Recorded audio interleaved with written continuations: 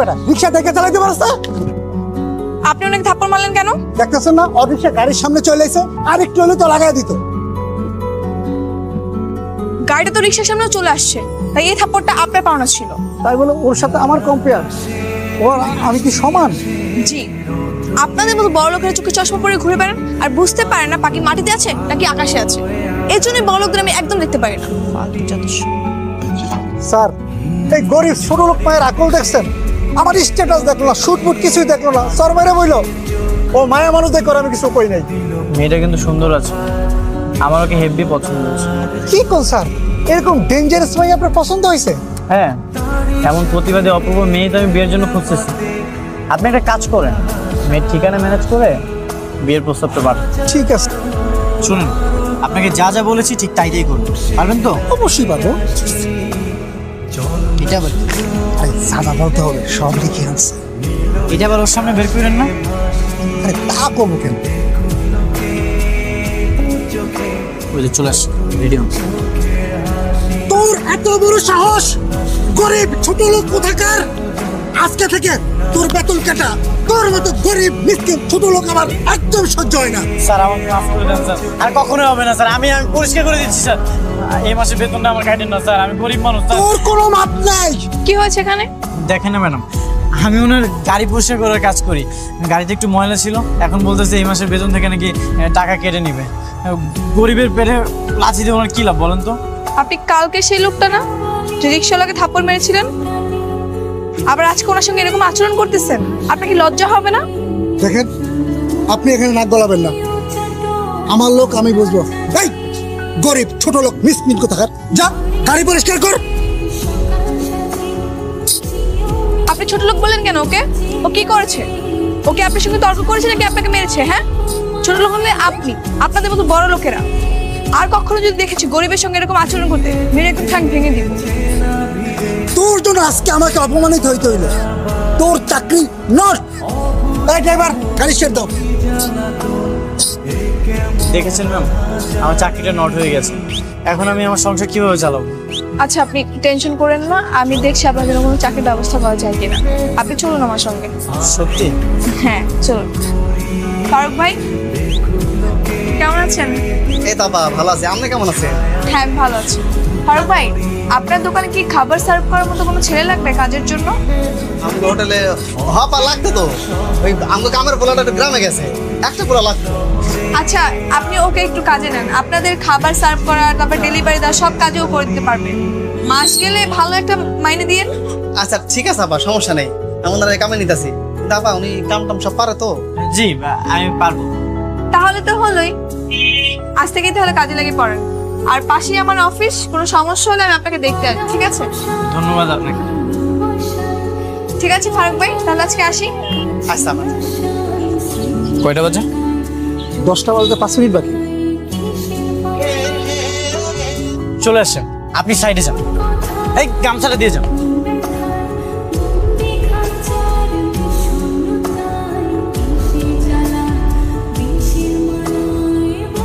কি আপনি এখানে? ফারুক ভাই ওখানে কাজে যাননি? হ্যাঁ গেছিলাম তো, এখন একটু ব্রেক দিচ্ছে। ও তো কেমন লাগছে কাজ? কোনো সমস্যা হচ্ছে না তো? কোনো সমস্যা হচ্ছে না, সবকিছু ঠিকঠাক। ফারুক ভাই তো কালকে আপনার ব্যাপারে ফোন দিয়ে অনেক প্রশংসা করলো। আপনি নাকি নিজের খাবার না খেয়ে গরিবদের বিলিয়ে দেন, অনেক সৎ নিষ্ঠাবান, সবার সাথে খুব ভালো ব্যবহার করেন। ব্যাপারগুলো আমার কাছে ভালোই লেগেছে শুনে। ও বলে দিয়েছে? হ্যাঁ আমি তো বলতে মানা করেছিলাম, আসলে ভালো কাজ গোপনে করাই ভালো। তা ঠিক বলেছেন। ও আচ্ছা আপনার নামটা কি? নামটাই তো জানা হলো না। আমার নাম কবির। কবির, ভালো নাম। আচ্ছা আপনার বাবা কি করে? আমার বাবা সবজি বিক্রি করে। ও আর মা? আমার মা বাসা বাড়িতে কাজ করে। কি বলেন, সত্যি? হ্যাঁ সত্যি। তাহলে তো আপনার একটা হেল্প লাগবে আমার। আমাদের আগের কাজের বুয়াটা চলে গেছে, এখন আম্মু রান্না বান্না কাজ করতে অনেক সমস্যা হচ্ছে। আপনি একটু আপনার মাকে বলবেন আমাদের রান্না বান্নার কাজটা করে দিতে, টাকা পয়সা নিয়ে কোনো সমস্যা হবে না। কি হলো, চুপ করে আছেন কেন? করতে পারবে না? হ্যাঁ হ্যাঁ ঠিক আছে, হ্যাঁ আমি পাঠিয়ে দেবো, আমি বলে দেবো সব কিছু। Thank you. তাহলে কালকেই পাঠিয়ে দিন না আমাদের বাসায়। বেশি টাইম থাকতে হবে না, সকালে যাবে, দুপুরের মধ্যে সব কাজ সেরে চলে যাবে। ঠিক আছে। Thank you so much. আচ্ছা আমার লেট হয়ে যাচ্ছে, আমি তাহলে যাই অফিসে। হ্যাঁ বউ বানিয়ে দিলাম, আম্মু রাজি হবে তো? অসম্ভব। আরে আমি কিভাবে বুয়া সারবো? হ্যাঁ, আমি কখনো বুয়া কাজ করেছি? আর কোন অ্যাঙ্গেলে আমার বুয়ার মতো লাগে? আমার সাথে যায় বুয়া? মা এটাই তো সাসপেন্স, এটা অন্যরকম নস্টালজিক ব্যাপার। তুমি আরো বিষয়টা এনজয় করবে। ওখানে গিয়ে হবু বেআইন ও বৌমাকে দেখে আসবে, দারুণ এক্সপিরিয়েন্স হবে। মা তুমি রাজি হয়ে যাও। আরে যাও যাও, আমাদের একমাত্র ছেলের জন্য এই কাজটুকু তুমি করতে পারবা না? প্লিজ তুমি না করো না, তোমাকে মেকআপ দিয়ে এমন লুক করে দেবে কেউ তোমাকে চিনতেই পারবে না। আরেকবার আমার জান না পারবেন স্টিক দিয়ে এমনি এমনি করে ঘর মুছবেন আর ইউটিউব দেখে এন্টার করবেন, একেবারে সহজ কাম। আমার তো শুনেই বিনোদন লাগছে। যে মানুষটা কোনোদিন নিজের হাতে চা বানাই খায়নি, সে এখন কাল থেকে অন্য ঘরে গিয়ে কাজ করবে। মা এই দেখো, কবিরের মা আসছে, যার কথা তোমাকে বলেছিলাম আমাদের বাসায় সব কাজ করবে, উনিই হচ্ছে সেই খালা। না ঠিক আছে ঠিক আছে। খালা এই যে এদিকে রান্নাঘর, আপনি তাহলে কাজ শুরু করে দেন, আর আপনার বেতনের ব্যাপারে আপনার ছেলের সঙ্গে আমি সব কথা বলে নিব। আচ্ছা ঠিক আছে, আমি তাহলে যাই। কিন্তু আম্মা, আমার একটু ওয়াইফাই পাসওয়ার্ডটা দেওয়া যায়? আমি আবার ইউটিউব দেখে রান দিত। খালা আপনি বুয়া হয়ে আপনার হাতে আইফোন। আসলে হয়েছে কি, আমার মা আগে যে বাসায় কাজ করতো ওনারা ছিল ফরেনার, ওনারা খুশি হয়ে আমার মাকে এই ফোনটা গিফট করেছিল।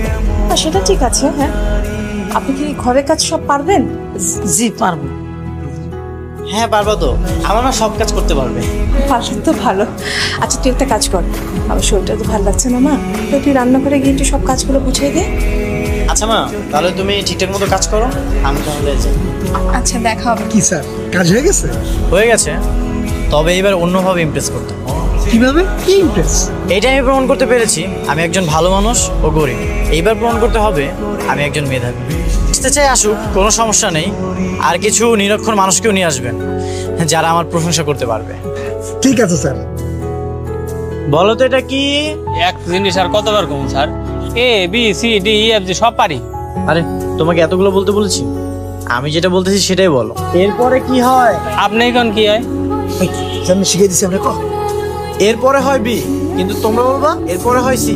ঠিক আছে, তোমরা ভুল করবা আর আমি তোমাদেরকে শিখিয়ে দিব, কারণ আমি তোমাদের টিচার। বলো এরপরে কি হয়? সি। গুড। স্যার আপনি যে পরিমাণ টাকার উপর দিচ্ছেন, আমার তো মন চাইতেছে আরো বেশি বেশি করে কই। কবির সাহেব যা যা বলতে বলেছে সেগুলোই বলো, এক্সট্রা কিছু বলতে হবে না। শোনো, আমার এলাকায় কেউ নিরক্ষর থাকবে না। বলো এ বি সি। আরে ম্যাডাম আপনি? আপনাদের দেখেই থামলাম। আপনি কাজের ফাঁকে এদের জন্য পড়াশোনা আয়োজনও করেছেন, ব্যাপারটা সত্যি খুব সুন্দর। ধন্যবাদ আপনাকে। আপনাকেও। আচ্ছা আপনি কতটুকু পড়াশোনা করেছেন? আমি অনার্স কমপ্লিট করেছি। কি বলেন, সত্যি? হ্যাঁ। ছি ছি, এটা আগে আপনি আমাকে বলবেন না? আমি আপনাকে একটা হোটেলে চাকরি দিয়েছি। না না, কি যে বলেন ম্যাডাম, আসলে কোনো কাজই ছোট না। আর তাছাড়া গরিবদের সাথে আমি চলতে স্বাচ্ছন্দ্য বোধ করি। বড় লোকটা তো আমার চোখের বিষ, এসব বড় বড় জব করে ধনী হতে চাই। বাহ, আপনার সঙ্গে আমার অনেক মিল। তাই নাকি? স্যার আপনি অনেক ভালো মানুষ, আপনার এই ঋণ আমরা কোনোদিনও শোধ করতে পারবো না। আপনি যেরকম গরিবের বন্ধু, বড় লোকের শত্রু, আমাকে রবিনহুড ভাই। এই স্যারের জন্য একটা স্লোগান হবে, আমার স্যার গরিবের স্যার, কবির স্যার, কবির স্যার, আমার স্যার গরিবের স্যার, কবির স্যার। থামো থামো। শুনুন, আপনি কিন্তু একদমই টেনশন করবেন না, আপনার জন্য অবশ্যই আমি একটা ভালো চাকরি খুঁজে দিব, এটা আমার ওয়াদা। আচ্ছা তোমরা এটা কমপ্লিট করো, আমি ম্যাডামকে একটু আগিয়ে দিয়ে আসি। আপনাকে আমি যত দেখছি ততই মুগ্ধ হচ্ছে। আমিও। জানেন, আপনার মাও কিন্তু অনেক ভালো মানুষ। যাদের মা অনেক ভালো তাদের সন্তান এমনি অনেক ভালো হয়। আচ্ছা আপনার বাবা যেন কি করে বলেছিলেন? বাবা বাবা ওই যে সবজি বিক্রি করে। সেটাই তো। চলুন না আপনার বাবার সঙ্গে একটু পরিচয় হয়ে আসি। কি হলো, কোনো সমস্যা? না না, কোনো সমস্যা না। আজকে আমার বাবা একটু কারণ বাজার গিয়েছে, সবজি আরো তো, কালকে নিয়ে যাই। হ্যাঁ ঠিক আছে, চল। এখন এখন তো তোমাকে সবজি বিক্রি করতে হবে। আমি বিষয়টা নিয়ে এত সিরিয়াস আর তোমরা বিষয়টা নিয়ে মজা নিচ্ছ। আমি চাচ্ছি তোমরা আমার ম্যাডাম এই যে আমার আব্বাজান। আসসালামু আলাইকুম চাচা। ওয়ালাইকুম আসসালাম। কেমন আছো মা? ভালো আছি চাচা। আপনি কি আমাকে আগে থেকে চেনেন নাকি? শুনুন না কেন, তুমি আমার বউরে তুমি বাড়িতে কাম দিছো, আমার এই পোলাটার একটা চাকরি দিছো, তোমার নাচি না কি উপায় আছে? তাই তো। চাচা আমার মা অসুস্থ, আমার কিছু সবজি দিবেন, আমার কাছে টাকা নাই। তোমার মা অসুস্থ? আরে আচ্ছা নাও নাও নাও নাও, যেটা তোমার পছন্দ এই সবজি নিয়ে যাও, তোমার টাকা পয়সা দিতে হবে না, যাও। ধনী পাত্র দেখে বিয়েও করবি না, মেধাবী দরিদ্র ভালো পাত্র তোর চাই। সব দিক থেকে চিন্তা করে দেখলাম এই ছেলেটা তোর জন্য একদম পারফেক্ট। ঠিক আছে, তুমি তাহলে ওর মার কাছে প্রস্তাব রাখো, দেখো কি বলে। লক্ষ্মী মেয়ে আমার, তাহলে কালকে ওর মার সাথে আমি কথা বলবো, ঠিক আছে? এ কি, আপনি এখানে কেন? ওর সঙ্গে কি করেন? ম্যাডাম উনি ওনার ভুলটা বুঝতে পারছে, আমাকে আবার কাজে নিতে চায়। আই না, তুমি ওর সঙ্গে কোনো কাজে যাবে না। শোনেন, ও একজন অনার্স কমপ্লিট করা ছেলে, ও আর আপনার এসব ধোয়া মোছার কাজ করতে পারবে না। আই তুমি না করে দাও। না না, আর গাড়ি দেওয়ার কাজ করাবো না। ইয়ে মানে আমার যে কোম্পানি আছে তার মডেল বানাতে চাচ্ছি। মাশাআল্লাহ, এই দেখতে শুনতে কত হ্যান্ডসাম না, কিন্তু তো রাজি হচ্ছে না। কেন, কি হয়েছে? রাজি হচ্ছে না কেন? ভালো কাজ তো এটা। কেন রাজি হব? ওনার মতো ধনী অহংকারী লোকের প্রস্তাবে আমি কখনোই রাজি হব না। এই নিন আপনার সানগ্লাস ধরেন। কবি রাজি হয়ে যাও, ভালো হবে তোমার জন্য। এই নিন আপনার ঘড়ি, এই নিন আপনার ব্লেজারটাও রাখেন, আপনার সবকিছু আমি দিয়ে দিচ্ছি। এই এই এই এই এই সত্যি কি আপনি আমার জন্য চাকরির ব্যবস্থা করেছেন? হ্যাঁ, আমার কাজিনের সঙ্গে কথা হয়েছে, ও বলেছে খুব দ্রুতই তোমার চাকরি হয়ে যাবে। ম্যাডাম আপনি যেটা ভালো মনে করবেন সেটাই হবে। এই শোনো, এখন থেকে আর আপনি বা ম্যাডাম কিছুই বলবেন না, অনলি আনিকা। ওকে আনিকা, তো বিয়ে কবে করছো তুমি? তুমি যেদিন বলবে। এটাও কি আমার ইচ্ছা করতে হবে? হুম, যদি বলে আমাকে বিয়ে করতে তাহলে কি করবে না? কেন করবো না? আর এমনিতেও তো আমি তোমাকে অনেক পছন্দ করি।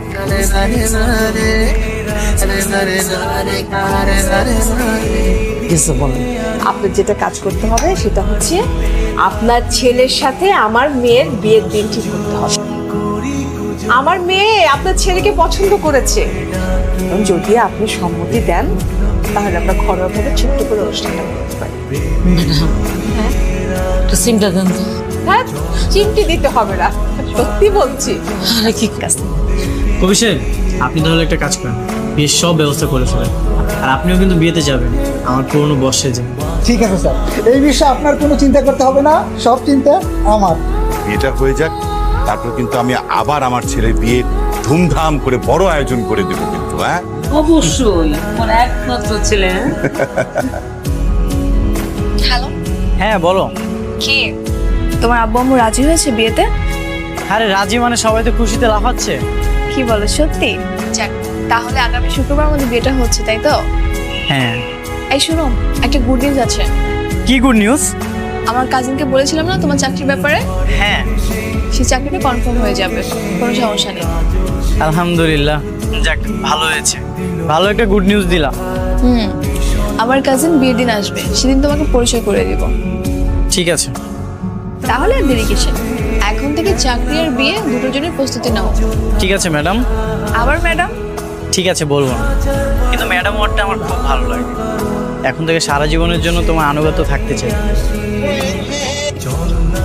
আনিকা, সারপ্রাইজ দেখ, আমি চলে এসেছি। কনগ্রাচুলেশন। থ্যাংক ইউ ভাইয়া। তোর বর কোথায়? আমার সাথে একটু পরিচয় করিয়ে দে। কেন, দেখো না সবাই তো ড্রয়িং রুমে আছে। আর বলিস না, তাড়াহুড়া করে এসেছি তো, ঠিকমতো খেয়াল করা হয়নি। তোর সাথে গিয়ে পরিচিত হব। আচ্ছা যাচ্ছি। ভাইয়া, কবিরের চাকরিটা কি কনফার্ম হয়েছে? হ্যাঁ কনফার্ম হয়েছে। তোকে কিভাবে যে বলি, একটু ছোট, চাকরি করতে করতে প্রমোশন হয়ে যাবে। আচ্ছা সমস্যা নেই, ওটা হলেও হবে। তাহলে একটু স্মাইল। আর আসসালামু আলাইকুম স্যার, আপনি এখানে? আপনিও আছেন স্যার? ম্যাডাম আপনি? কি ব্যাপার, ওদেরকে এইভাবে রেখেছিস কেন? প্লিজ কিছু নিন না। ম্যাডাম বসুন। মানে ওহো, তোকে তো বলাই হয়নি। উনি হচ্ছেন আমাদের চৌধুরী গ্রুপের চেয়ারম্যান রাইহান চৌধুরী, আর উনি হচ্ছেন তার ছেলে আরিয়ান চৌধুরী, আমাদের সিইও। আর উনি হচ্ছেন আমাদের ম্যাডাম। কি বলছিস তুই? আন্টি, তার মানে কি স্যারের সাথে আনিকার? আরে ওর সাথে তো তোর বোনের বিয়ে হচ্ছে। কি বলছেন? আনবিলিভেবল। মানে আরিয়ান স্যারের সাথে আনিকার বিয়ে হচ্ছে, এটা তো চরম সৌভাগ্যের বিষয়। এক মিনিট, তুমি কি তাহলে এতদিন আমার সঙ্গে নাটক করেছো? তুমি গরিব নাও? দেখো অনিকা, আমি তোমাকে সবটা বলতাম, এখন যেহেতু জেনেই গেছো তাহলে শোনো। আমি আর কিছু শুনতে চাই না। মা, এই বিয়ে ক্যান্সেল। তুমি ওদের সবাইকে চলে যেতে বলো। তুমি আমার কথাটা বোঝার চেষ্টা করো। থাক, আমি আর কিচ্ছু বুঝতে চাচ্ছি না।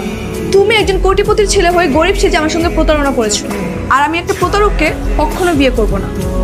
মা, সবাইকে চলে যেতে বলো। আনিকা শোনো, তুমি আমার কথাটা শোনো। হোসেন, তুমি আমার কথাটা শোনো, আমাকে 2 মিনিট সময় দাও, আমার কথাটা তুমি বোঝার চেষ্টা করো। কি বুঝবো আমি? হ্যাঁ, কি বুঝবো? তুমি আমার সঙ্গে এতদিন চিট করেছো, আমাকে ধোকা দিয়েছো, এটাই তো? হ্যাঁ, আমি তোমার সাথে চিট করেছি, তোমাকে ধোকা দিয়েছি, কিন্তু কেন করেছি সেটা তো শুনবে। কেন? শুধুমাত্র তোমার ভালোবাসার জন্য।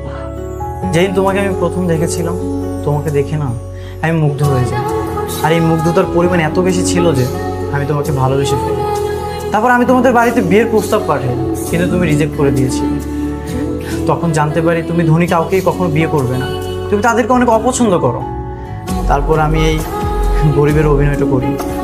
আমার না কিছু করার ছিল না, এগুলো আমি করেছি শুধুমাত্র তোমার মন জয় করার জন্য, তোমার ভালোবাসা পাওয়ার জন্য। তুমি যখন জানতেই পেরেছিলে আমি ধনীদের অপছন্দ করি, তাহলে সেখানেই থেমে যেতে। কেন এতদিন আমার পিছু পিছু ঘুরেছো, কেন আমার সঙ্গে ধোঁকাবাজি করেছো? কারণ একটাই, তোমার ভালোবাসা পাওয়া। ভালোবাসা মানুষের জন্য মানুষ কত কি করে, আমি তো সামান্য অভিনয় করেছি। মানে? ভালোবাসা মানুষকে পাওয়ার জন্য মানুষ জীবনের সাথে যুদ্ধ করে, হাজার হাজার মানুষ নিজেকে প্রতিষ্ঠিত করার জন্য ব্যস্ত, কিন্তু আমি তো অলরেডি এস্টাবলিশড। তুমি যখন স্রোতের বিপরীতে যাচ্ছিলে, তুমি ধনীদেরকে অপছন্দ করো, আমার না কিছু করার ছিল না, এই জন্য আমি অভিনয় করেছি। তুমি বলো আমি কি করতাম তখন? তাই বলে মিথ্যার আশ্রয় নিবে? মিথ্যার আশ্রয় নিয়েছি কারণ আমি তোমাকে প্রমাণ করতে চেয়েছি সব ধনীরা এক নয়। তুমি তো বড় লোকদের অপছন্দ করো, ভাবো যে তারা অহংকারী, জেদি। দেখো অনিকা, হাতের 5 আঙ্গুল কিন্তু সমান নয়, ঠিক তেমন সব ধনীরাও সমান নয়। এই যে আমার বাবাকে দেখো, সে কোটি কোটি টাকার মালিক, তারপরও সে রাস্তায় নেমে সবজি বিক্রি করেছে। আমার মাকে দেখো, সে এত বড় প্রভাবশালী বাড়ির বউ, কিন্তু সে তোমাদের বাড়ি থেকে দিনের পর দিন কাজ করেছে, কখনোই অহংকার দেখায়নি। তুমি কি একটা ধনী মানুষকে দেখাতে পারবে যে এইসব কাজ করবে? কখনোই করবে না। আনিকা, তুমি আমাকে ফিরিয়ে দিও না, আমি তোমাকে অনেক ভালোবাসি। তুমি আসলে ঠিকই বলেছ, সব ধনীরা হয়তো এক হয় না। আমার বাবা আমার মায়ের সঙ্গে প্রতারণা করার পর থেকে আমার বড় লোকদের প্রতি একটু ঘৃণা কাজ করে। আমি বড় লোকদের সহ্যই করতে পারি না, কিন্তু তুমি আর তোমার ফ্যামিলি পুরো ধারণাটাই পাল্টে দিয়েছো। এটাই তো তোমাকে বোঝাতে চাচ্ছিলাম যে সব ধনীরা এক নয়। ঠিক আছে, আমি রাজি। তবে তবে কি আনিকা? তবে এতদিন যে আমাকে হ্যাপি করার জন্য তুমি আর তোমার ফ্যামিলি যেসব কাজ করতে, সমাজের জন্য ভালো ভালো কাজ করতে, গরিবদের হেল্প করতে, এটা বিয়ের পরেও করতে হবে। কেন করবো না? অবশ্যই করবো আমি। আচ্ছা, ঝামেলা তো মিটমাট হয়ে গেছে, চলো আমরা বিয়ের আসরে যাই, সবাই আমাদের জন্য ওয়েট করতেছে।